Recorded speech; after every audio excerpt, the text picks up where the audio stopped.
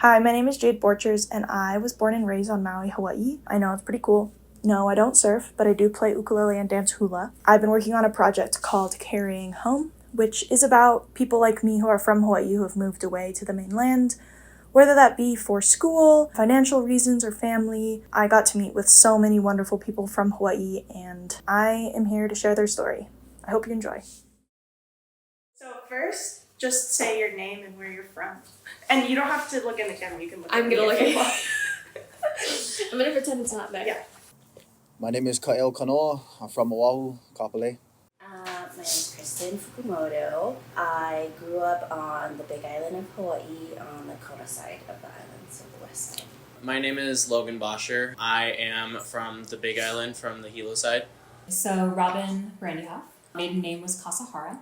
And I grew up all over, but I grew up mainly in Kahului, Maui, but also Wailuku and a few other spots. My name is Mateo Browning. I'm from Oahu. So my name is Kurasa Shinozawa. I'm from the island of Oahu and I live in Waipahu. My name is Gabriel Jeffers, and I moved here from Maui, Pukalani. My name is Jazarine Nakamura, and I'm from Island, Oahu, Hawaii. My name is Maya. I'm from Hana, Maui. I'm Gabriel Elfman Hansen. Gabe is fine as well. And I'm from Maui, Hawaii. I was born in Wailuku, Hawaii, and grew up in Kihei, and then moved back to Wailuku. I'm Maddie, and I grew up on Oahu in Mililani. My name is Keahilo Timbo, and I grew up in Hilo on the Big Island. My name is Blaze Higa. I grew up in Honolulu, specifically in the neighborhood of Ainahaina. Hi, I'm Lindsay Borchers. I am from Maui. I grew up in Makawao and Haiku. Leilani Kiparkamai. I am from Kona, Hawaii. Big Island, always. Gotta represent. Why did you move to the mainland? So I left right when I graduated in 2013. The reason why I left was because I wanted to pursue sports and school. And, I always known that there was more opportunity than what we had just on an island. So I wanted to kind of explore those options and kind of see what there was out there for me. And that was the main thing why I left, was for school and football. I moved to Colorado specifically in 2008 in the fall to start college at the University of Colorado, Denver. I moved to the mainland for university. I originally started going to CU Denver because I wanted to become a doctor. Found out that that wasn't really something that was going to work out for me, and then started going to school for aviation management. So we moved when I was, I always falter on the age. I was like 9 or 10. Mainly we moved because, so my younger brother, he's 2 years younger, he has autism, and it's pretty severe. And so in Maui, just all of Hawaii, there just weren't resources, there weren't like good educational systems, nothing like that. And so, we had heard that on the mainland, there was a lot more going on. Yeah. And so that was really sort of what pushed us to move to the mainland, even though we had no idea what was out there and we made a lot of bad choices. I think it was the right move for that time. I moved to the mainland because I wanted to try going to college here. It's my first time really out of state, so I think it was such a great experience for me, but also, staying back home, it didn't have my major either, specifically going into music, and Colorado had a lot of opportunities for me. The WUI was really impactful for here, and then it was also not that far, all things considered. Not West Coast, but close enough. I didn't want to go to a big department. The physics department here is really small, even though there's 14,000 students here. So yeah, it just kind of matched with what I wanted. Yeah, it's just not crippling debt. So I moved to Colorado in 2019 so that I could attend CU Denver. And I moved out here mainly because I had family out here and I wanted to experience seasons, which I regret. Yeah. I moved to the mainland mainly to experience the seasons, snow sports, the mountains. Yeah, I thought it would be a nice place. I moved for college, and I chose not to go to school in Hawaii just because, I don't know, I thought I feel like there's more opportunities. I don't know, I think I just really wanted to go. I had an idea of what it was going to be like. Yeah, I mainly went for school until change of scenery. Well, I originally moved in high school, so I went to a pre-professional dance program in New York City as a sophomore. So I was in boarding school training as a dancer through the rest of my high school career. And then I moved back when COVID hit, because that's when I graduated. And then I realized I wanted to come back out, and then I came to Denver. One of the biggest factors of moving to the mainland was just to experience all the things I couldn't experience back home. Like, one of the things I really wanted to see was like snow, because you all see it in movies and TV shows, and you all see people like playing in it, making snow angels, having like snowball fights, and it's something that like I felt like I missed out on as a kid because I couldn't really do that with other people. Also just like having like trams and like seeing squirrels and all these different things that we can't really get back home. I kind of applied to colleges very randomly because I wasn't super excited about it. And then after touring one in Oregon that was super small, I decided like, oh, I maybe want to live somewhere big where a lot of things are going on after living in such a like small town for a long time. Initially, I moved to follow a boy, and my plan was to just do that temporarily because I actually didn't want to leave Hawaii. I wanted to finish school and then eventually moved back. That didn't happen, and I ended up staying. It was in Washington State, and then I haven't moved back since. That was in 2011. I moved for college. I wanted to go out of state. For school, try to live somewhere else. I'm in San Francisco right now at University of San Francisco. I wanted to like be in a city and try to live somewhere that's like opposite from like Makawao. So I moved to the mainland to be with my wife, actually. And new opportunities haven't really been to the mainland until now. I moved 2023. No, I lied. Sorry, 2022. 2023 is when I proposed.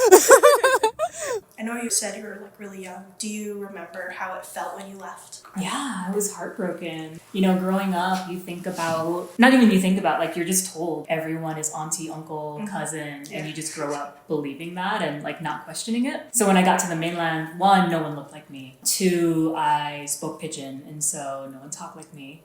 And no one could understand me. So yeah, it felt like I was moving to this alien planet. You know, we moved to California, but it was pretty far inland. I knew the ocean was there, but like I couldn't see it. I couldn't just go to it. And it was cold because we moved in like, I don't know, December, January, something like that. And so it was like this cold that I had never experienced before. Yeah, it was so weird. It was so weird. The first flight out was pretty rough. I was flying out of Kona, and I just remember listening to music and just crying and trying to hold myself together. Finally, when I got here, I got picked up from the airport. In a way, it almost felt freeing just to be away from my parents, but just this longing of being home. I was excited at first, I think, because I didn't probably realize how big of a change that was gonna be. So yeah, initially excited, and then I'd say after my family left to go back and it was just me and my dorm and stuff and school had started, then I started to get like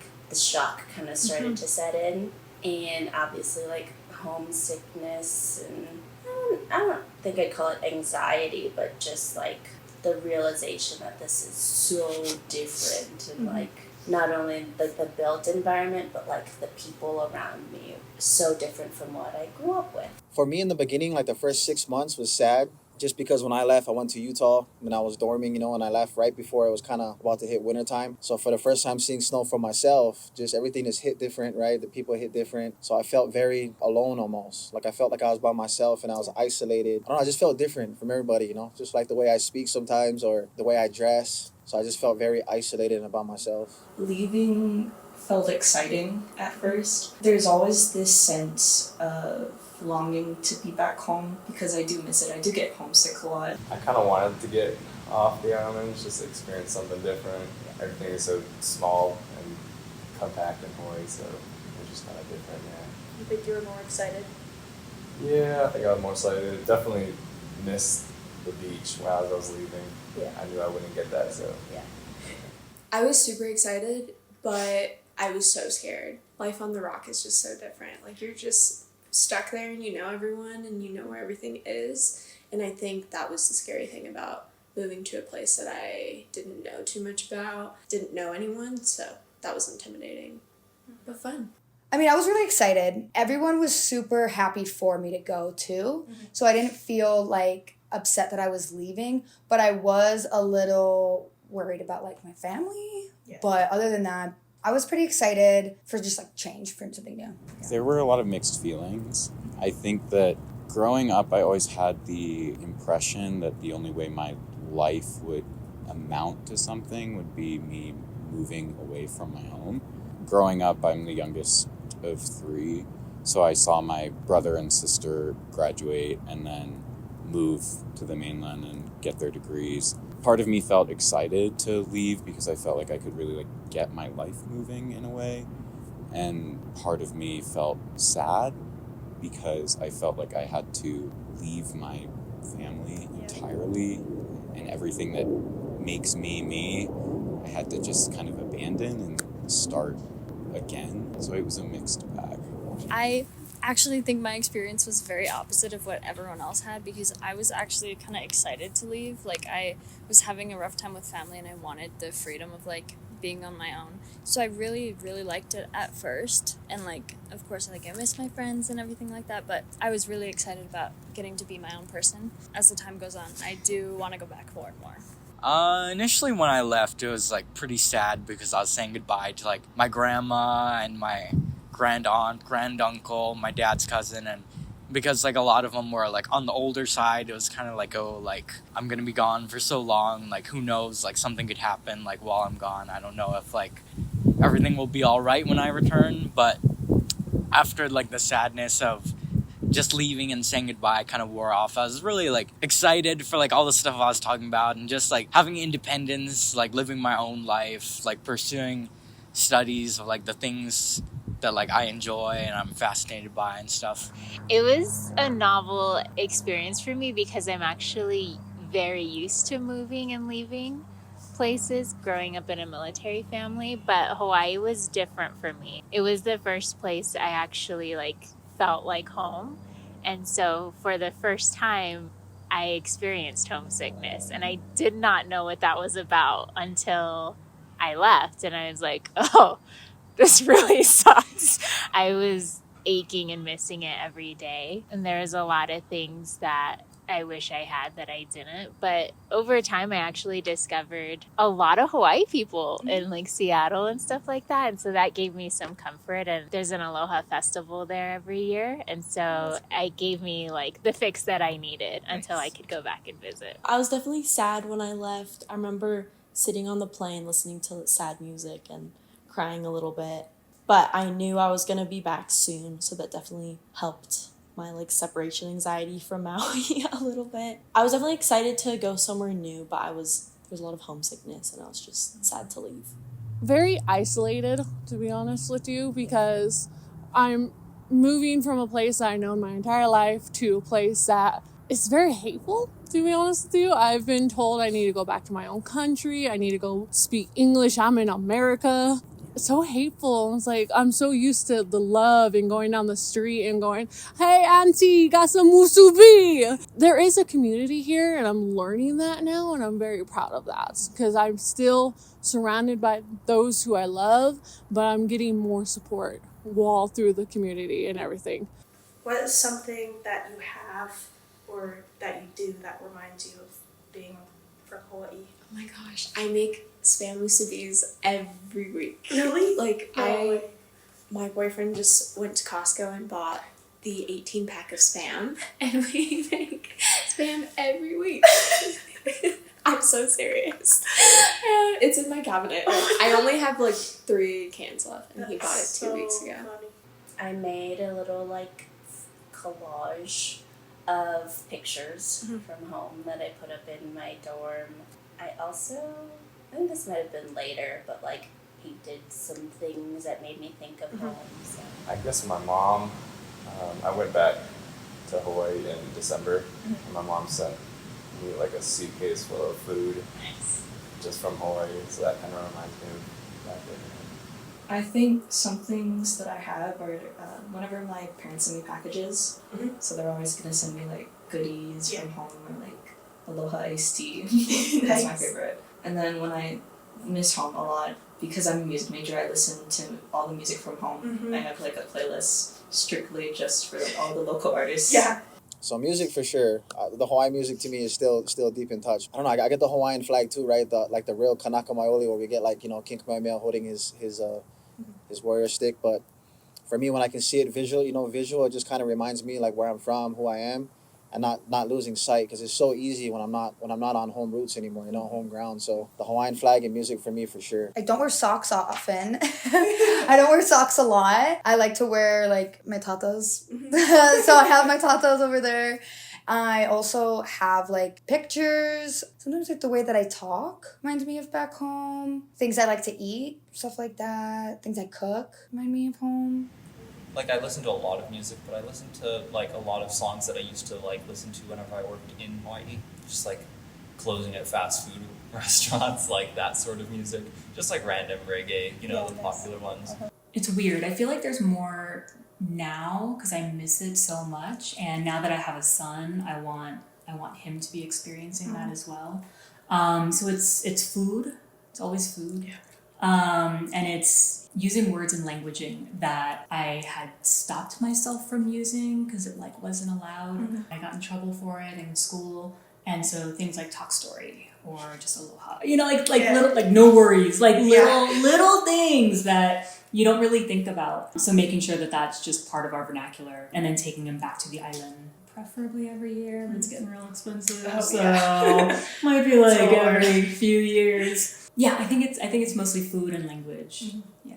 Something that reminds me of Hawaii, I do a lot actually. I don't have any right now, but I sometimes will smuggle back some tea leaf and then I'll go and make leis when I'm studying or when I'm just doing work for my parents because they have a brewery over there. I'll just go and put on some Hawaiian music, reggae, and also watch like Merry Monarch when it's time. So many things. I mean, clothes. As much as I can, I try to like embody what I would wear there. I have a lot of art from Hawaii, from like local artists throughout my entire place. I try to seek out snacks and stuff like that at like H Mart or Trader Joe's or anything that reminds me of Hawaii. And the few people that I've met here that are from there, I like love to connect and stay connected with them. Yeah, I mean, anything that I can get, I will take. I have a tattoo of the island, so that's always with me too. So yeah, I make sure it's part of my everyday somehow. Something I do that reminds me of back home and keeps me connected is my family tree research, because like through that, like I scan all these old pictures and like do all these interviews while I'm back home, and then while I'm up here, like I can listen again to the interviews and transcribe them or take notes from that, and then I can get like the scanned pictures and label them, or I can like crop them and all that stuff, and then I can just kind of like look through them too when I'm feeling sad and want to be reminded of home. I have a lot of like tiny little decorations in my apartment, my little paintings, or like I have pictures from home, eating food whenever I can because I miss the food so much. And then my girlfriend is also from Hawaii, which is major. I think my engagement with my community is what I take from Hawaii. I volunteer at the food bank of the Rockies, and I spend some of my time in like political advocacy and just trying to connect with some sort of community despite it feeling so large and dispersed, which is really different from home. Yeah, I think it's mainly that, like community engagement. I don't know, there's a lot of things. I eat a lot of spam musubi in San Francisco, listen to my like reggae playlist, it's like on repeat always, and I still dance hula. I think that makes me feel like at home, a lot more connected to like Hawaii. Cooking with Hawaiian music, cleaning with Hawaiian music, family weekend dinners with my new Hana family, my family that moved here to Colorado with me. We get together at someone's house and just have a big ass dinner. I feel like Even in the space that I live in, I always try to like incorporate things that remind me of home. So every time I go home now, there's like artwork behind you that my dad first bought me one. I think the artist is Hannah Brown is her name, and she makes just cute little artwork, and so I have them randomly around the house, and every time I go home I try to pick one up just as a reminder of like my trip back home, my experience then, but also just like making it feel how I probably would have decorated it if I still lived back home. Like now, like I'm in my own home, and I have a couple of the tea leaf leis that my dad had made and brought over. Actual like dried tea leaves at the like front entrance, and yeah, just photos. Yeah, those are the main ones. How do people react when they find out you're from Hawaii? Oh my god, that's my least favorite thing. Oh my god, it must be so nice. You live in paradise. Oh my gosh, why did you move here? Oh, wow. What? You're from Hawaii? Why did you leave paradise? Oh, can you speak the language? I heard it's exotic. I just had that recently. Why are you here? Oh, wow. That's cool. How lucky. Oh my gosh, why would you leave paradise to move here? Did you like ride in a canoe everywhere? Do you have internet? Do you dance hula? Do you like Moana? Why did you leave? Who would ever want to leave there? You look too white to be Hawaiian. And I was like, I'm pale, I'm sorry. It's the winter, I haven't been out yet. It's always not about like what it's like there. It's always about, oh, it must be so beautiful. Oh, it must be this. Oh, it must be that. Like assuming. And I don't live on that side of the island. Yes, it's beautiful. Yes, it's nice. But at the same time, it's just the part of Hawaii that I'm from is not what people think of when they think of Hawaii. I've gotten asked in interviews if I have experienced cultural shock being from a different country. I think they're just kind of interested, surprised that I moved away from what they consider paradise, I guess. But what they explain to me, I always feel like is pretty much what they see either like on commercials or maybe just anything on the TV, maybe even postcards. And then they have this imaginary tale, which it is beautiful, but they don't know the feeling because they haven't been there, you know? So everybody just has like dude, no way. Why would you move out of a place of paradise I always get and that. come out here? And it's just like, Yeah, I always get the why. yeah. Like, so you like pineapple on pizza? What makes you think that? What a Hawaiian pizza? I'm like, bro, you guys got this all mixed up. A lot of people like say, oh wow, you came so far, essentially, but sometimes they'll think that I'm Hawaiian. That's not the case. Yeah. I'm just local. And then I've gotten like, oh, I'm so sorry about the fires that's been happening. This was like when the Maui fires had happened, when I like first came up. Yeah. I was like, that's not my island, but it's okay.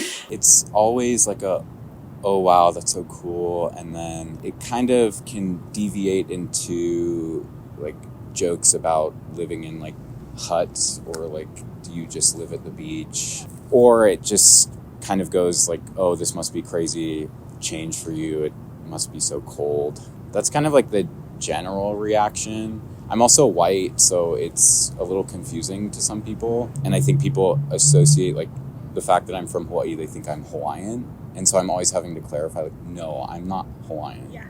Like, I'm born and raised in Hawaii. I have a lot of pride in that. And that's my home and my community, but I'm not Hawaiian. I get like Hawaii. I get like surprised, or I get no way, or that's so cool, or why did you leave? I get why did you leave that a lot.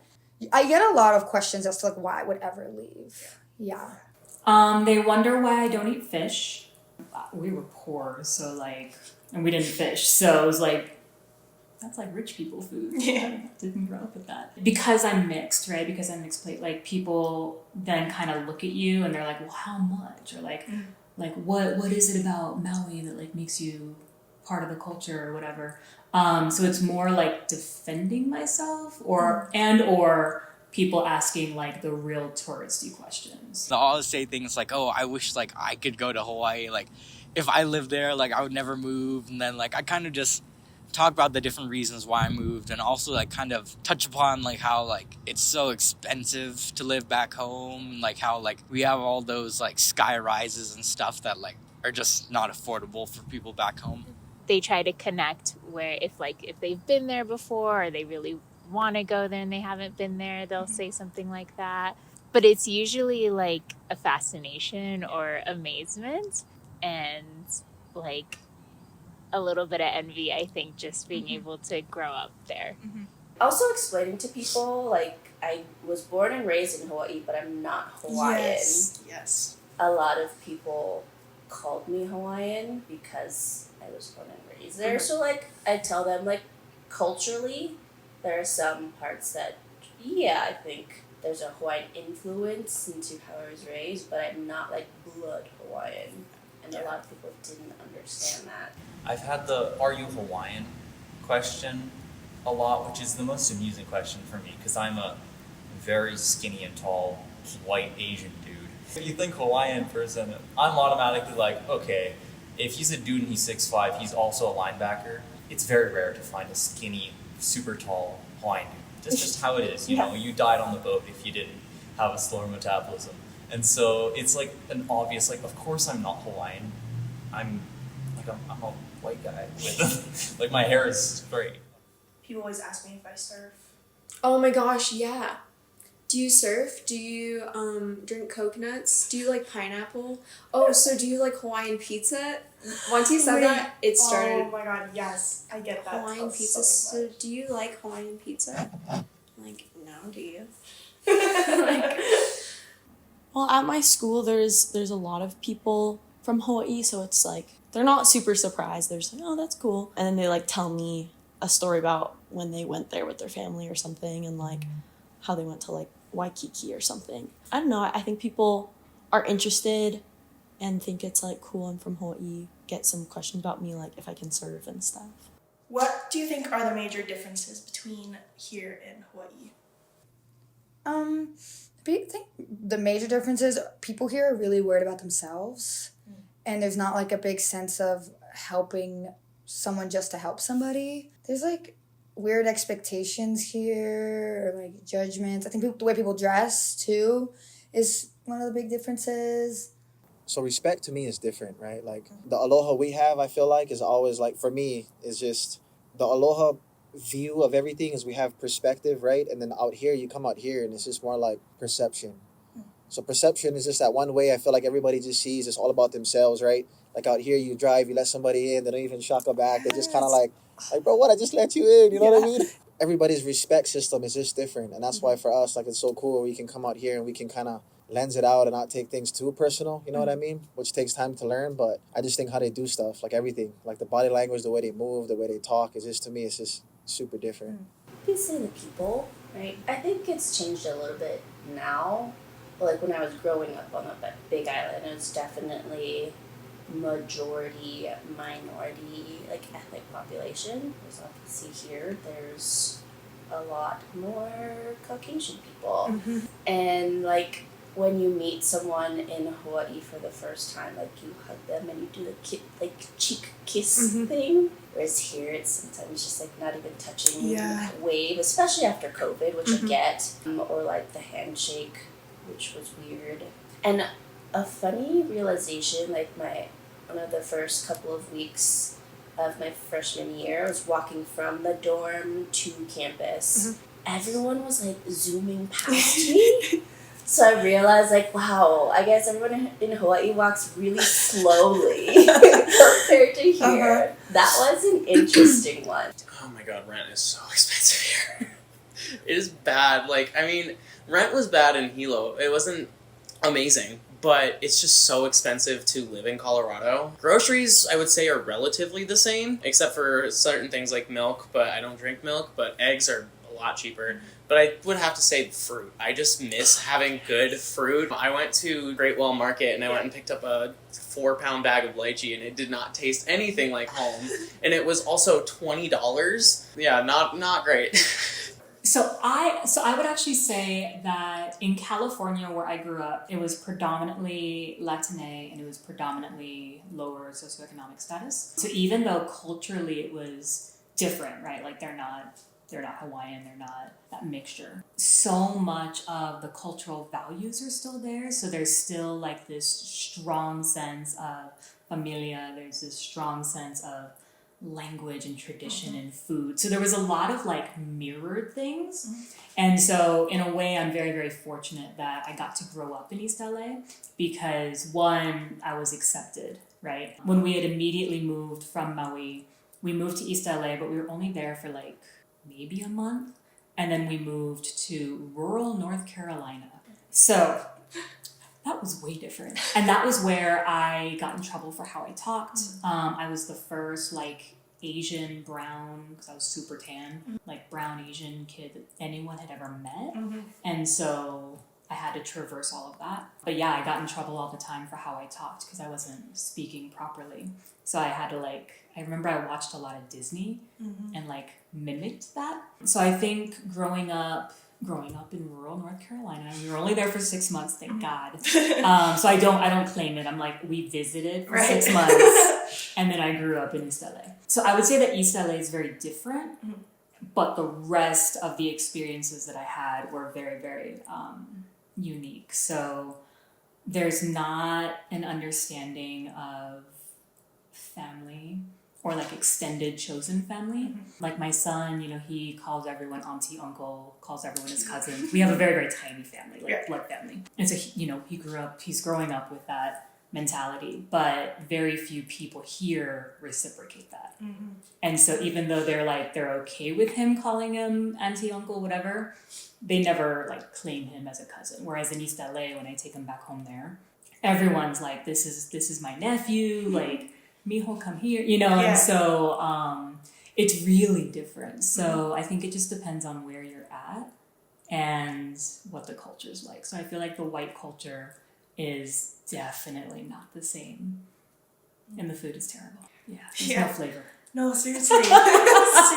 I think the first major difference for me anyway is the food. I don't think any place can beat the food that we have at home. Oh yeah. I guess another thing is just not being next to the ocean. It's very dry here in Colorado. We're surrounded by the Rockies essentially. I miss sometimes like having the island life, This is a very baseline one that I immediately noticed when I came here. It's like for 8 years essentially, I saw no Indians and no black people and tons of Filipino, Japanese, Portuguese kind of, that mixed Asian heritage, and coming here and like there was none of that. Yeah. And it was super surprising to me because I had never noticed it when I last lived on the mainland. Yeah, there's like that ethnic, but also like a lot bigger, but also like the entire work and college and like school environment. Of course it's college versus high school, but the changes in just like the culture around it has been extreme.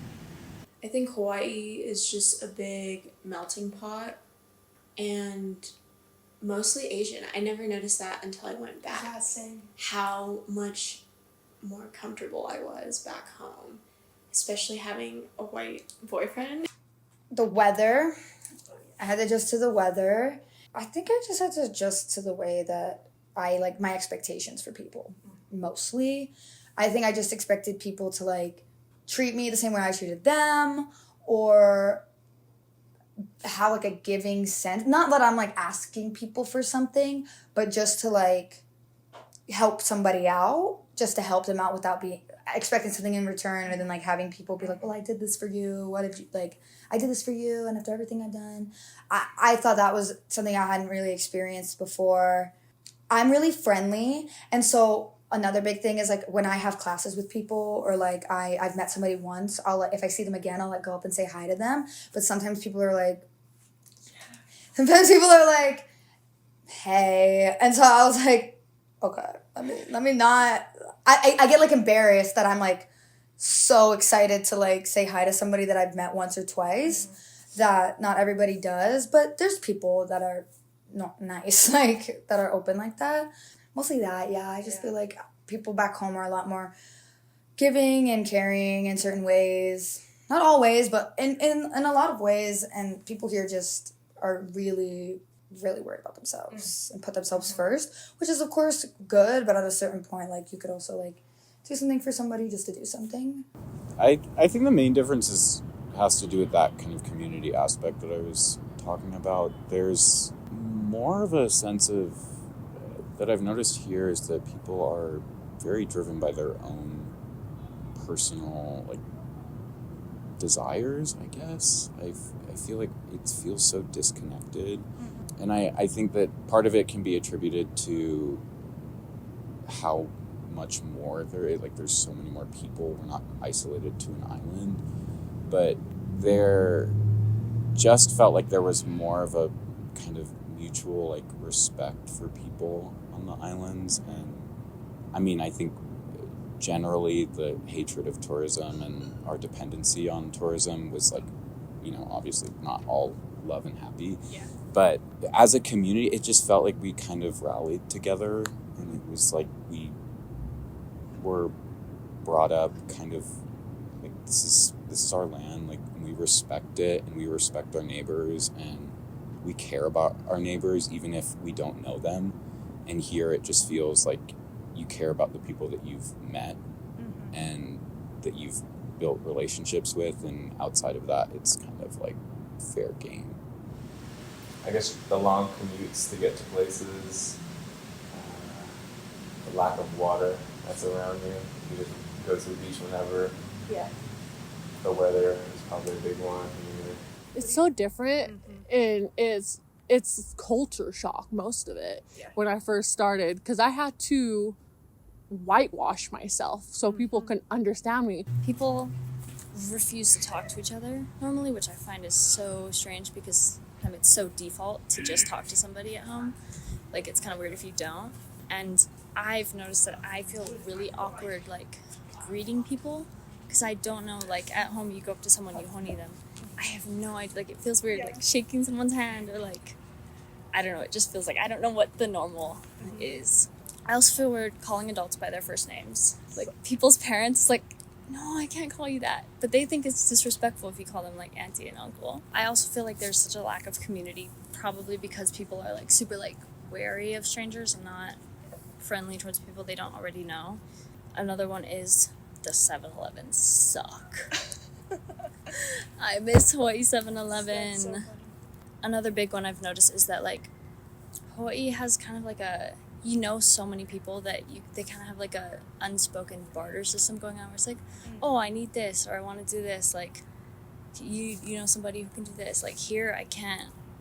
I have to do it all myself, or like I have no community for things like fixing a car, or like going somewhere, or figuring something out. That's a good one. Friends seem to have different standards here, which I don't think is a bad thing. I just think it's very different for me because, like, I value, like, hanging out and, like, talking story, and, like, it seems like everyone else values, like, activities or, like, doing something. And then also, people I've noticed have very different definitions of a potluck here. A potluck to me means all out. Yeah. Yeah. I think the biggest one is feeling a sense of community. I mean, everybody has like their cultures and ways of doing that, but Hawaii is and has this reputation of being like really hospitable, but it's so evident there. I mean, as you know, like everybody is family, right? Auntie, uncle, whatever, calabash cousin. I mean, everybody's like connected in some sort of way, and there's just such a prevalent like warmth that I think like you just don't get here. Even like huge gatherings and barbecues, you know, and all that kind of stuff. Like everything is done in like a family grand style, and really like feel that connection. I mean, even just like people coming over to your house unannounced. I mean, that's okay there, right? Like everybody leaves their doors unlocked. It's like very safe, and yeah, it's just real loose, low key. I think also, and I think this goes with any sort of island life, it's a lot slower pace, and like just way more chill. You know, there's no real sense of urgency, not even in the city that I can sense. Sometimes I miss that, and sometimes I'm grateful to not have that. But I would say that's the biggest thing, and the thing that I think I miss the most is like that community, and there's no like stranger danger. Yeah. You know, I mean, people greet each other with hugs and kisses. It's like, it's fine. I feel no judgment, no, like, you're just immediately accepted. And I think that's really special and rare to get in the world now. The seasons, and then like the snow, the squirrels, the trams. I guess just the feeling that like the land is so continuous. Like back home, it's like no matter where you go, like if you drive like half an hour, you'll see the ocean. Last weekend, I went hiking with some friends and went to the top, and I looked out and I was like, wow, it's just like land like the whole way through, and just like flat land the whole way through. And it's totally different from back home. I think for me, the biggest like difference was seeing how people are to each other. Like I was so used to how familiar everyone is with each other, you know, calling everyone like auntie or uncle. And everyone really wants to like support one another and like help each other out with stuff. And then going to a city and also just the mainland, I noticed like people are more reserved and sometimes are just more like closed off and like don't want to welcome me with like an open heart as much. So I think that was like the biggest difference. How do you feel about the tourist industry? Oh my fucking god. Okay, where do I start? I would have to say that Hawaii is beautiful, but the way that it is processed, the way that people that are residents of Hawaii are treated when it comes to tourism compared to locals is very different. We have this place called Narnia, and it has these beautiful cascading waterfalls. Like, I think there's like 6 of them or something like that. During peak tourist season, people just end up going up there. They carve their names into trees. They leave rubbish all over the ground.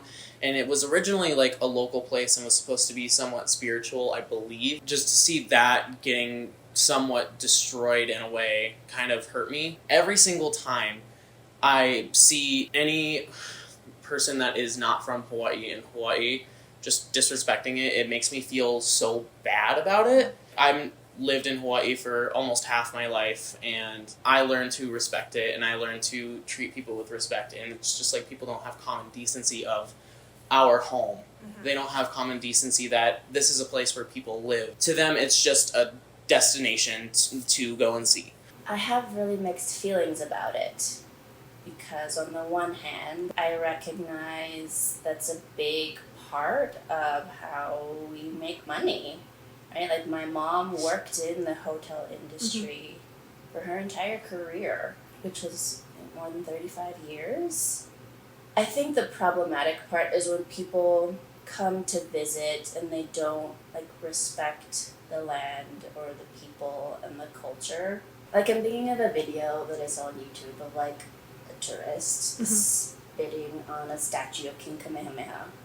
He got knocked out by a local guy. And so there's this tension between like locals and tourists, and that's like kind of part of what people think about now when coming to Hawaii, and like, yeah, that exists.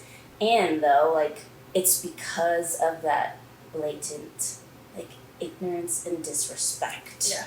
There's so much negative things we can say with so much stuff, right? Like, you know, a lot of these like influencers like Mark Zuckerberg, certain people who have higher power with money, they take over our lands.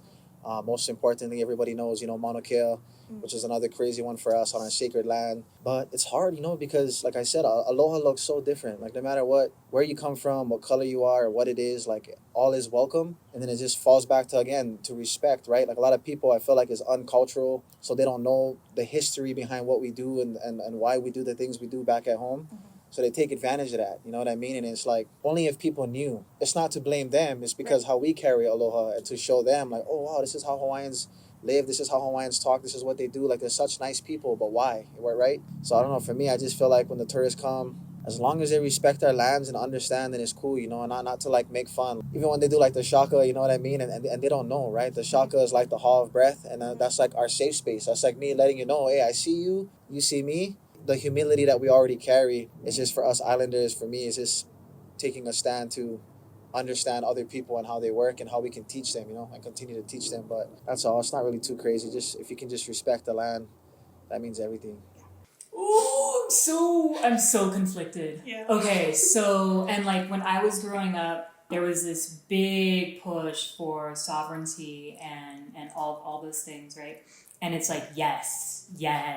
But also, we've gotten to a point with just economics, with just money and resources, right? I mean, if everything was bulldozed and the land was nourished and people could actually live off the land, I think it's entirely possible for Indigenous folks to like go back to how it used to be. Mm-hmm. But I think that we America, we industry, we everything else destroyed that opportunity. And I know that there's a lot of amazing organizations and amazing activists out in the islands that are like really working on educating people, really helping them to get back to their roots. Like so much of the land has been taken away that it's hard to do that. Now, that being said, because of how the industry has situated Hawaii and its people, I don't think that folks would be able to thrive without tourism. It sucks. Like you can't do one without the other. But then also, I would not be able to return back home and teach my son about where I'm from. He's from in many ways without the tourism industry. It's like this really gross, serrated, double-edged sword that colonialism has created, and we're just sort of stuck there now. I feel like it's a tragic necessity at this point. Like, I think it's terrible that it happened, like the colonization, which has essentially led to this tourism industry, but the reversal of that would be so devastating for the Hawaiian people because, like, the industry is so powered by it, but it's also creating that wealth gap that's really terrible because you've got the managers of like the Grand Wailea and then you've got the people who are working at the Grand Wailea. Like it's a mixed bag because like after the Lahaina fires per se, you don't want them to come and mess up this grieving island, but at the same time you've just been dealt like a terrible hand as far as the economics of that entire side of the island, and so you kind of need their money, but you also don't want them to come because these people are trying to deal with the deadliest wildfire in like 100 years in the US. I think there should definitely be some more attempts to put other industry inside of Hawaii. But it's also super challenging to do that because you just lack a lot of resources, and like trying to hire people there is so hard for anything other than services. I don't know if I could go back if I wanted to, because the only physics jobs that I could find would probably be with the military. That's even worse than tourism, in my opinion. I know we are essentially built on tourism, sadly, and I know in the past that hasn't been the case, but I'm okay with people coming to visit as long as they're respectful. Like, they clean up after themselves, they aren't trying to vandalize anything. They're respectful to the people and the culture that we have there. Also, like, supporting local businesses is a big must. I don't like the tourism industry in Hawaii. I understand that we're kind of reliant on it. It provides a lot of jobs. Oftentimes it boils down to, well, it's what brings people work and it what brings people money, and that's what feeds families. And I understand that argument, but I think that just accepting that neglects how harmful it is. I think that we see a dilution of the culture, especially like the native Hawaiian culture. I mean, the fact that so few people are like pure Hawaiian blood, and that's merely because so many people have come to Hawaii. I mean, my parents are part of that. Like, I'm not a native Hawaiian person. I think overall, as far as tourism goes, I just wish there was a shift in it. The Lahaina fires just happened, and you go to Lahaina and it's like the historic town with all the people from low income, middle class, like people that have been here for generations. Their entire reality has been like wiped away. And you drive 5 minutes and it's grass, green, like Kaanapali and hotels, and it just feels very it feels wrong. I think that because it's so much money in that industry, we prioritize them instead of thinking like there's all these people that already live here, and you should be putting that money into like infrastructure and like schools for people that live here. They deserve that, not the people that are coming here for a week or a weekend. I definitely understand the good parts and the bad parts of tourism. I know we're heavily reliant on it, and I do love people that genuinely want to experience our culture and want to understand it and understand how we got to the state of where we're at. But I think there's also the downside of like romanticizing life in Hawaii. One of the things I despise the most, even though I'm not Hawaiian, is when people move there after experiencing like their tourism, like being a tourist there, and then being like, I want to move here because I love it. And I'm like, you're part of the problem, I'm sorry. I see the good parts more than the bad, essentially, and that's just because of like, I'm a business major. Like I feel like that's just kind of how my brain works, but I understand like, if I wanted to go visit California, I would hate if people were standoffish and rude to me just because I wanted to understand and like experience that. Doesn't mean I'm gonna live there.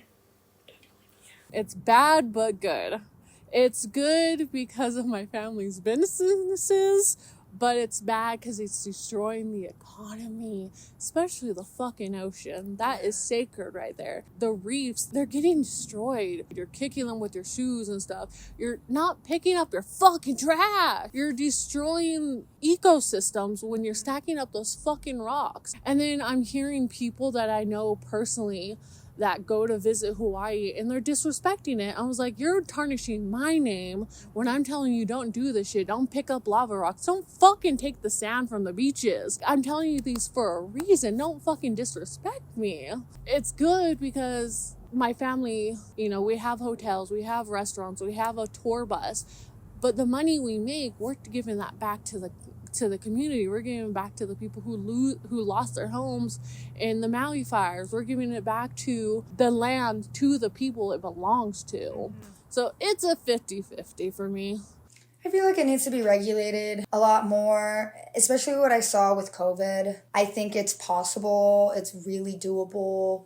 I don't think that the excuse that the economy depends on it should be the excuse, because there's regulated tourism. There's just ways to mitigate it, like have people, like a certain amount of people allowed in, and then like for a certain amount of time, and then they go back home, you know what I mean? And I think that that's a big thing. I think that also like the problem with tourism is like corporations that aren't like local taking money out with not like proper taxing going forward.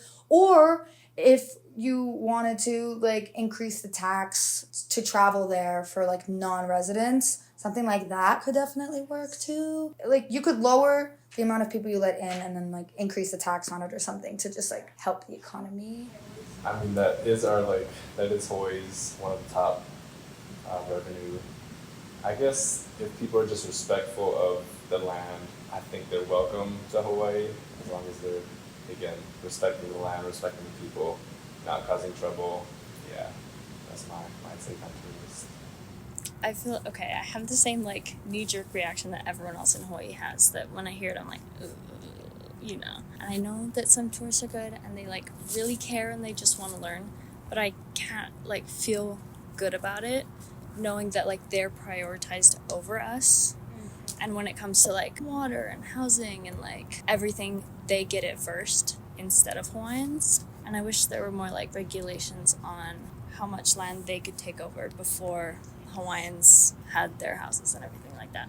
Over, I'd say, at least like the last century, like our islands have definitely become dependent on the tourist industry. It's like, it's come to a point where we need like that tourism to be able to make a lot of our income. We need like people to send over all of our stuff. Like we couldn't be self-sufficient, but at the same time, it's like really sad that a lot of people don't understand the true history of Hawaii, like how it was illegally taken over.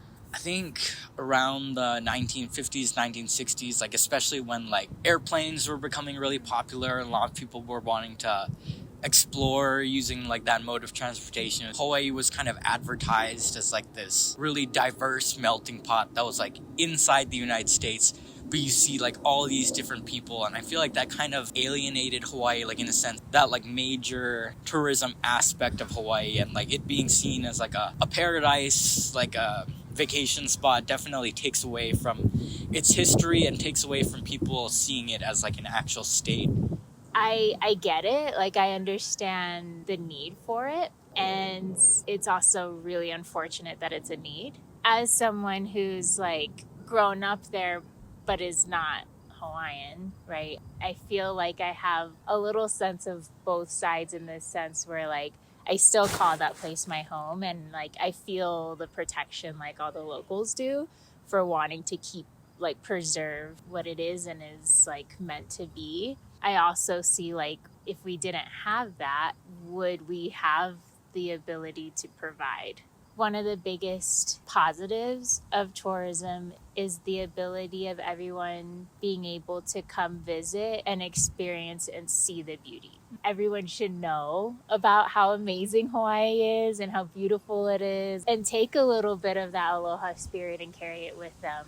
And if you're going to go to experience culture, right? Not the Americanized version of it. And I think a lot of people miss that because they'll like stay in Waikiki or something like that and think that's Hawaii, and that's not really a good representation. So I think like that's probably the biggest positive I see, is just the ability to spread the beauty and that spirit. And I think it's also done a lot of damage in terms of like culture preservation and driving out locals, having to come here because they can't make it in Hawaii anymore. And that's terrible, myself included. I don't know how I would make it there comfortably and be able to stay. And it's one of the main reasons I'm not there now. From like a young age, I was always just so upset seeing all the tourists everywhere. Like even just like going to day-to-day areas to like run errands, like there's so many tourists. Like if I go to Costco, they're there. If I go to the gas station, if I go anywhere, they're there. And then as I got older, I learned more about how the industry has like really taken over, or it was the like plantation industry, and then it's now shifted into tourism. And it's just so extractive. Tourism steals so much of our resources, our water, our space. And it really upsets me how our government focuses on the needs of the tourist industry more than like the local community. And I think that like really drives me to hopefully change that in like my career. What do you think the rest of the United States can learn from Hawaii? That's a hard question. I think it's just like making connections with people. We're a big mixing pot, I like to say. I think compared to here, where it's like majority of like white or other ethnicities, we're so mixed. So it's like a sense of connecting with other people, learning about different cultures, learning about different places, but also learning to respect that. Some fucking compassion. Yes. People in the mainland can be assholes.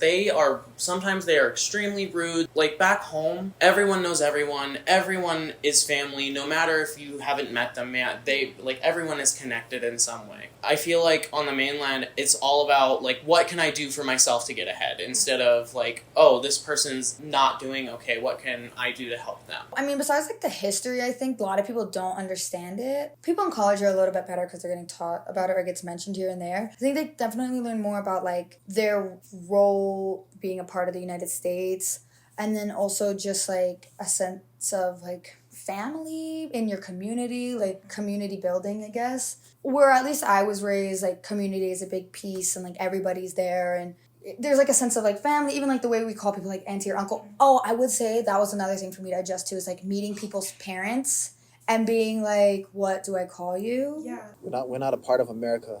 Even though they think we are, they always say that, like, oh, it's because you're from America. I was like, bro, what? But even though we're a part of the States, the differences of like just the way how we carry ourselves, you know what I mean? So like the love also can be so different, and the way that we love and we cherish things and the pride that we have. The love language that we have isn't just touch, feel, all of these different things. It's all. And if people can just see that and look at that, then maybe America would have maybe different feelings towards us instead of just we're a beautiful land, because it also comes from beautiful people. And that's what makes us us. What is it? Like you cannot take the boy from the land, but not the land from the boy. So it's like that, right? Like people can look at that. But the aloha definition purely is like the ultimate love language for all. If they could just take that, they would be blown away. Like just being kinder to people. Like if you're respecting the culture and respecting where you are, then you shouldn't have any issues. And I think that's also something too. Like, I feel like I never see anyone from Hawaii like disrespecting people in general. Like, when they do go to the mainland and visit, we expect the respect when you come to visit, and we do the same thing when we go elsewhere. I would say probably just like the coexistence of like different people groups works so much better in Hawaii. I feel like a lot of people in Hawaii are like very of multiple cultures. So a lot of my research out in Oahu is around how Kanaka Nation American educators are really utilizing tradition and language and culture in their teaching, right? Because yes, we had textbooks, but it was also a lot of talk story. It was a lot of thinking about island leaders and history and sort of weaving that into the curriculum. Having a space for dance and art and music. When I was going to school, the law that overturned the Hawaiian language is illegal in schools had just been overturned. And that had been in place for over 100 years. And so a lot of the educators, and especially the principals, were not okay with their kumus teaching stuff. They were like, we can do a couple of songs, but that's it. And so I had a kumu, so I call her like my rebel teacher, but I didn't know it at the time. So we had all like the flip chart paper, and so the whole back half was all in Hawaiian, and all the front was in English. And so whenever it was just our class, everything was in Hawaiian. She would like call out a certain phrase to us, and we knew that like, okay, we gotta go to our place. Like, Robin, your flip chart is here. And I'd have to go and like flip it back to something in English. And we thought it was a game growing up, and we always like did it, and like we never got caught because like the principal or whoever would walk through and it would all be in English. But now looking back, I'm like, holy shit. Yeah, like, that's pretty crazy. Like, she was like defying the system. Right. So yeah, so I think like the ways in which Hawaiian educators are teaching kids and weaving that culture into everything it is that they do is really, really beautiful. But also it is so unlike what we do here on the mainland. Or like just seeing kids leaving their slippers at the door and like going in, and it feels like being in Auntie's house. And then I go into my son's classroom here and I'm like, oh my God, this is like, it just feels like a prison system. Like everyone's in rows, everyone's quiet, everyone's doing what they're told. I'm not saying like all educators are like this, but the majority of educators in Hawaii operate in this way. And I feel like it gives folks, students and families, a greater sense of self and a greater sense of community. I think that they could learn that this is our only earth and that we should have a like common respect for people that we don't know. It comes into like very spiritual grounds, I think, which gets people a little wary because of their like religious upbringings or what it may be. But I think overall just a care and concern for people that you have never talked to, you have never met, is important, and I think it helps people feel less alone in general, knowing that people that don't even know you are still thinking about what's impacting you. To the like our one earth part, I think, you know, it's like pick up your trash, like having those signs, like Sir Kuleana, it's like that kind of stuff is so neglected here. Like I just see people like throwing trash around is so like wild to me. Like maybe I sound like a crazy like hippie, I don't know, by saying that, but like it's wild to me, the kind of disrespect, because this earth, even like outside of spiritual stuff, scientifically provides us everything that we need to survive. We need to treat it with respect. We can't just trash it and expect to keep doing what we do. So I think that's also important for the US. To be nice to each other, that not everyone is bad. Some people just want to like be nice and have friends. I think they can learn the like community and like the aloha that you can feel in Hawaii, because that would be so nice here. And there's so many people to talk to and they're all really cool. They just don't want to talk to you. And then I also think that they should learn the actual history of Hawaii instead of the version they're taught in school, which is just whatever, like we took them over and that's that, blah, blah, blah. I think it's really valuable how we see ourselves in relation to like the land, like we're like children of it. It's not something to own. I think that's huge, and that would like change everything if everyone did that. Be respectful, be courteous, and fucking pick up your fucking trash. Bring ohana. Ohana means everything to us. Mana means everything. Be prideful of who you are, but don't be a dick about it. I've been able to reminisce about when I was growing up, and so it was just such a happy place, and everyone was so kind and nice to each other, and so like the big community mentality, so like holding doors open for people, saying hi on walking paths to people you don't know. So cliche, but I'm gonna say it, but like that spirit of aloha, like you're on an island, so like you kind of have to be nice to people because you're gonna see them, is something I really appreciate about being able to grow up there. And I just moved here a few months ago, and I found a couple of walking paths, and I walk past people, and some of them like will do a little like smile or awkward little wave, but a lot of, I think majority of folks who just like, it's like we don't see each other. So that is a little sad.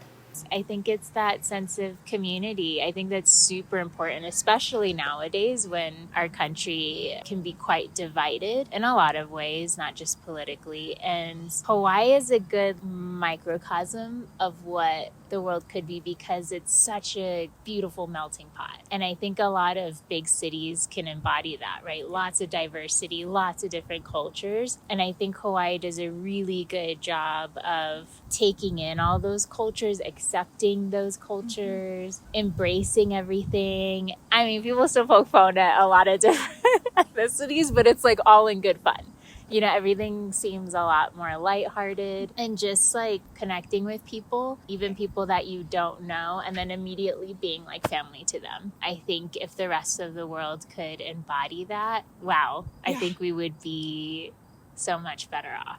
I think there's so much. One of the biggest things for me is in Hawaii, the strong like connection to ecological care and like caring for the land. Growing up, that was such a big thing from like Hawaiian culture. It's like you take and then you give back. Like you always give back to the island, you always give back to your community. And I think there's a lot more stress of like having that relationship with the land and the environment you're in. And I think if we could see that throughout the US, that would be really wonderful. And like I think the way we like treat our environment would be a lot different if that was more widespread.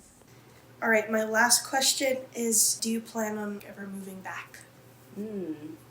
I've thought about this a lot. My answer right now is no. Like, I love that my parents are still there, so I can go and visit, but I don't think I could go back, especially to Kona, to live, because the pace of life is so slow now. And there are just not as many opportunities for things. And not to say, like, I go out and do really fun things every weekend, but I have the option to, like, road trip somewhere or go to a ton of different museums and, like, playgrounds, like, with my daughter. And Kona just doesn't have so much that I've become accustomed to. I'm planning on moving back home at some point for a short or a long stay, depending on situations. But as of right now, I think that I found a home base in Colorado. Personally, for me, I don't feel like I am able to go back until I can go back and help people the way that need to be helped. I would move back if it made sense. And like I always say that, and I think what that means to me is like, first of all, can I afford it? Second of all, am I doing something that's like contributing to my community or the area that I'm living in to some degree? Like it really just needs to make sense. Like I don't want to just go back just to go back and like not have something that's like either making me a lot of money or helping somebody. I don't only worry about money, but it's not the most sustainable place to do that, especially if I'm not. And also I don't want to like take away jobs from like natives and locals that are gonna stay there and live there. Like I'm able to move and I'm able to adapt to my surroundings, and like I want to be in another place, whereas like other people that's like the only place they want to be, which I totally respect. I would go home. I think it just needs to make sense. And Yeah, and the reason why, because I feel like I've been out here so long. You know, growing up in Hawaii, I always felt, oh yeah, look, it's so cool. I'm glad I'm from here, you know, and that's cool. But not only until I left, the gratitude of like, man, I'm so grateful from where I'm from. Just the pride is just so much more crazier. So now it's like, man, if I was to go back, the ocean, that's our therapy, you know what I mean? That's where I get all my mana, the power from, you know what I mean? And there's nothing better than that. What we can share back to people who cannot leave. Because, right, you know, it's hard for leave anyway, you know what I mean? And when we do, you want to go back home. When we can share, like, not opportunities and not saying that anywhere is better than where we're at, but having that mentality of we're much more bigger than an island, you know what I mean? And then instead of always just thinking in a box, like But us as Hawaiians and islanders, there's so much more than what we could imagine to bring, not just to the islands, but everywhere our feet steps. You know what I mean? So yeah, I would definitely move back. I ask myself this every year. If money were not an issue, yes, and I'm also really terrified of roaches. And I have to say that Colorado does not have many. If money weren't an issue, like if I could take my job and like move there, I would love it. Like I would love for my son to grow up with that. In a heartbeat. Not only to be with my family that's still out there, which is all of them still. I got like 3% here on the mainland and the rest is out there. I would also not move, to be honest with you. I made a life here with my family that I made here, with our culture that I brought with me, teaching my wife our culture, teaching my friends our culture. I would move because I love home. I'll always, I'll always be Hawaiian. I'll always be in the islands. That's me. That's mine, But I brought it with me too. Yes, if I could, I would. But at the same time, no. I actually love Colorado. I love that I get to play in snow for once. I love that I can make a life here on the mainland, but also have my life back at home too. So, it depends on the day. I'd love to. I don't think I can afford it. Like, my family's like, well, maybe it's time for us to move on. Because my siblings are going to be in college entirely soon. Odds of them being all in Hawaii, pretty low. And so, I don't know, and like for me, I could try to move back. It would probably have to be a little bit later in my career, if anything. So like maybe. I do. Being in college for like 3 years takes a toll sometimes to know what you do miss home. So I do eventually want to come back after I graduate and then find my own job back home. Yes, I think I would. I'm at a crossroads for myself because I have found my passion here.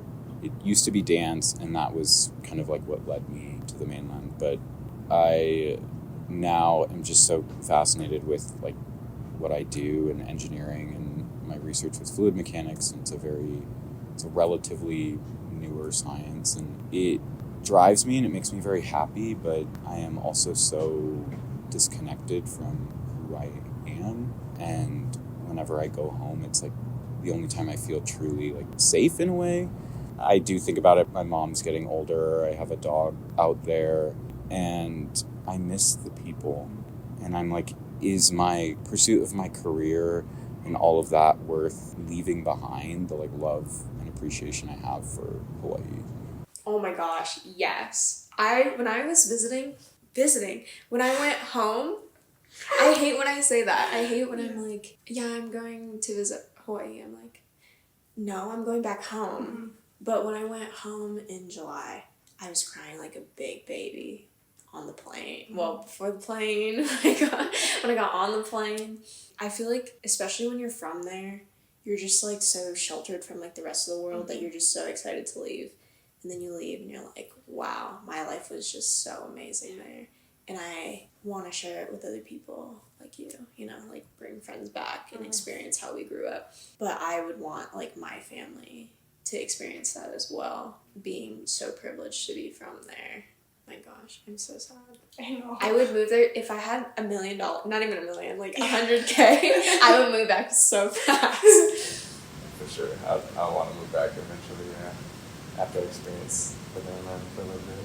My major is sports management, so it would be a little hard to find a career back in Hawaii with that. So I might do a little bit here and then maybe switch my focus when I go back, but that's not on my radar yet.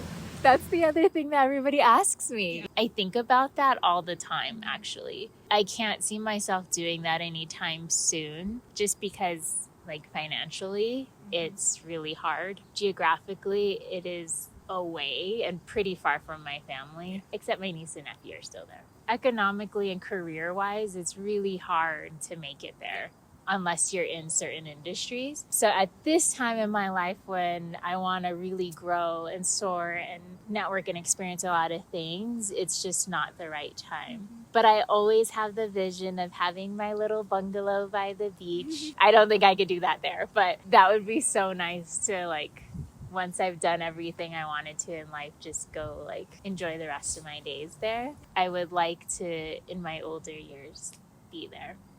right after graduation, I intend on moving back because I don't know how I'd be able to afford an apartment up here, and at least back home I could still live with my family.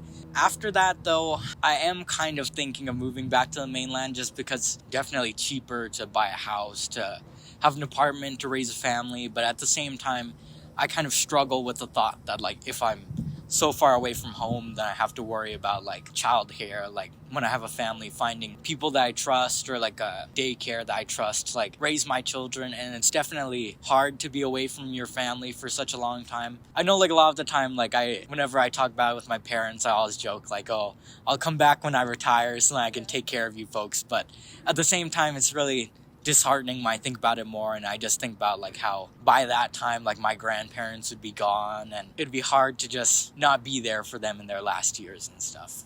Yes, for sure. But I think that there's more out here that I want to experience first, and also I can't afford it right now. So, yeah. I definitely want to move back. I'm obviously in school, and we're going to see, like, where my career takes me and all of this stuff, but it's always been a goal of mine to go to school, do whatever, and then go back home and do work there and again, like, give back to the community and do stuff there. I want to, like, work for the Hawaii government potentially, or just hopefully work to improve Hawaii in, like, the ways that I think, like, the local community would want to see. All right, that's it. Do you have any last things you would like to say? The only thing that I can say is I miss malasadas and I miss fucking local food. That's the one thing, because local food here sucks. It does. It really does. I guess try new things. If you're gonna visit Hawaii, eat good grinds, shop local, and then just be respectful. Yeah, just be open to exploring, the land and the culture, and understanding that while it is beautiful and there's so many things to romanticize about it and to love about it, it came from a tough history for sure, and it continues to experience those issues of displacement and, like, people not having the opportunity to still live there. Being able to live there is a privilege, and being able to visit it is also a privilege. I feel like there's so much wrapped up in, like, the entire system of the islands, with, like, the military, the tourism, all of it, that, like, there's, like, no quick and easy, happy, like, oh, we can totally educate more people and revitalize the whole Hawaiian culture, because there's just so many problems. I think if people want to visit, the most thing, what I tell people is, like, shop local, pay attention to what you're doing, pay attention to your footprint. Who are you engaging with? Remember that this is people's home, not a vacation place. And then I also say, like, if you can participate in some type of, like, volunteer work or any type of, like, stewardship programs, because there's a lot. There is programs for, like, tourists that want to work with the land or, like, go and work with, like, the natural parks and do stuff like that. So I would say, I try to tell people, like, if you have the opportunity, do something that contributes to the society and the economy in a positive way, and just interact with people positively. Like, I know people who are really conscientious. They're like, I don't want to ever go, or I wouldn't want to go if I'm not with a local. And I'm like, I really respect that, and I think that's really honorable. But also, like, go, because I mean, Maui, especially since the fires, I think needs some help economically, but also, like, just pay attention to where you're going. That's all.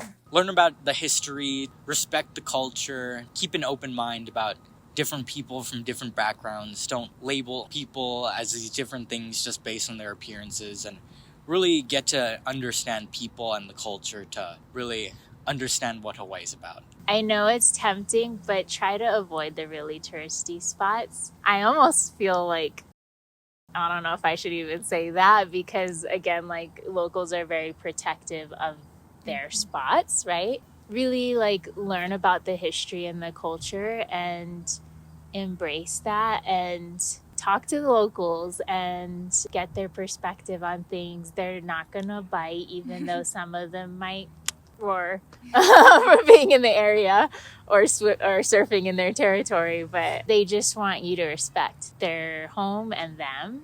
And so I think if you go there with that mentality, then I think you'll have a good experience. If you go to Hawaii, be respectful, listen to the locals. If they're mad at you, it's because they're mad at the whole system. It's not. Don't take it personally. Don't post it on TikTok. Just go there, respect the land. Don't get in the turtles business. Leave animals alone. And just respect. If a local is a little, like, angry with you, just be like, okay, I get it. And go home. You're going to fly back home in a week, so don't worry. I mean, there's so much interesting about Hawaii. Like, I'm constantly talking about it. I really think it's great when people are like curious and want to learn more, and especially like Hawaiian culture, there's so much to learn and it's so interesting. Like Hawaiian history, I think everyone should know about like the Hawaii Kingdom. And then I think for like visiting, people are gonna always be visiting there, and I think there's like certain ways to do it correct. Like you can come from like a place of curiosity and also just like humility, and like visit Hawaii like you're visiting another nation, because that's what you are doing.